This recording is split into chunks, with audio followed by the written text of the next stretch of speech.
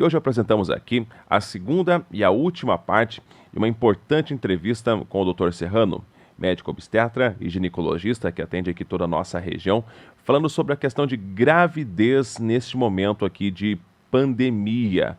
Ontem divulgamos a primeira parte.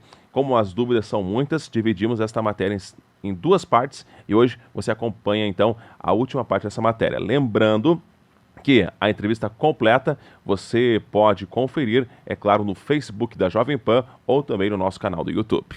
Dr. Serrano, momento do parto agora. Se a paciente estiver com a questão do Covid, qual é o parto indicado? Continua sendo a questão normal ou até por questão de ter ali uma, entre aspas, uma complicação da doença, nesse caso se faz cesárea? Na realidade, a indicação é que se faça o parto em indicação obstétrica.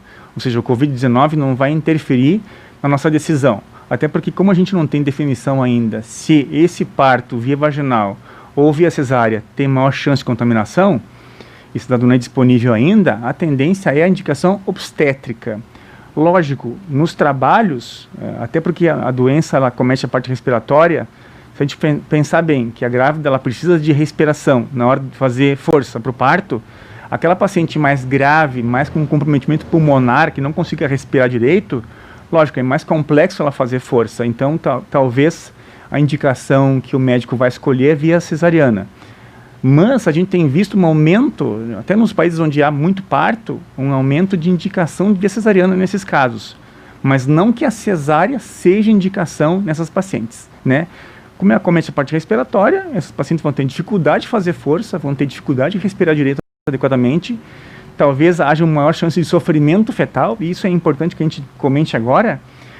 Os nenezinhos que eventualmente nascem nessas pacientes têm maior risco de parto prematuro, né? Há uma tendência que esses nenês nasçam antes. Então, aumentou a prematuridade, aumentou o índice cesariana e aumentou a admissão desses nenês na UTI, até por causa da prematuridade. Então, são coisas que a gente está aprendendo aos poucos, a gente está engatinhando nessa parte, mas na teoria, em 6 meses, talvez, um pouco mais, a gente deve ter dados um pouco mais assim contundentes que favoreçam essas informações de maneira adequada.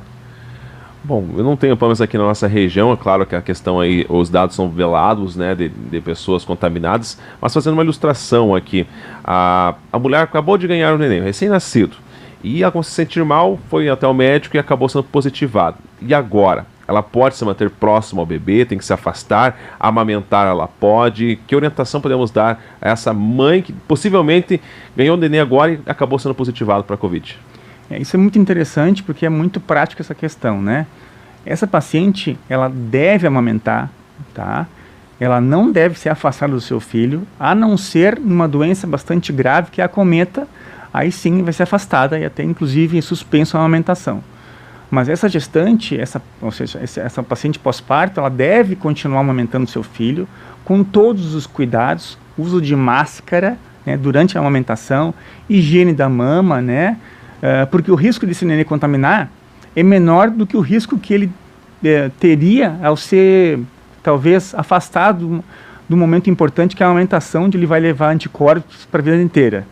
Outra questão importante, que até nesse ponto, que é de contágio íntimo, eu sempre recomendo que se evite dos familiares visitarem essas gestantes no hospital, evitem ir à casa dessas gestantes nesse pós-parto, né? Ou seja, esses nenês, evitar esse contágio mais íntimo, né? Porque, se a gente for bem, é uma aglomeração, todo mundo quer ver esse nenê, lamentavelmente esses nenês vão ter menos atenção, entre aspas, né, agora do que num outro período, mas deve-se evitar que se vá visitar esses nenês em casa, até porque é uma medida de saúde pública, porque esses contágios acabam acontecendo mais precocemente.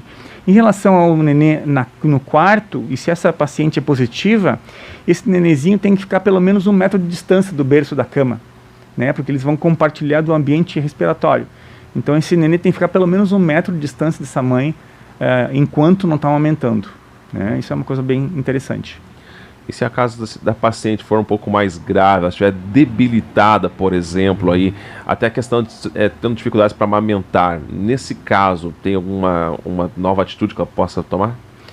Quando a paciente está grave, com dificuldade respiratória, aí sim, talvez seja interessante afastar esse nenê, né, até o momento em que essa paciente se encontre melhor. Lamentavelmente, lógico, o leite vai ser substituído pelo leite de fórmula, né, adequado para aquela idade daquele nenê, porque ela pode ter tido esse contato grávida e está ruim no pós-parto imediato, ou pode ser uma coisa mais tardia. Então, cada nenezinho vai ter a sua fórmula aí adaptada para cada fase onde ele estiver, né, nesse momento. O doutor falou uma coisa muito interessante sobre a questão aí, né, de evitar o pessoal visitar o bebê, né, que é algo muito comum quando a pessoa ganha, mas devido ao momento da pandemia.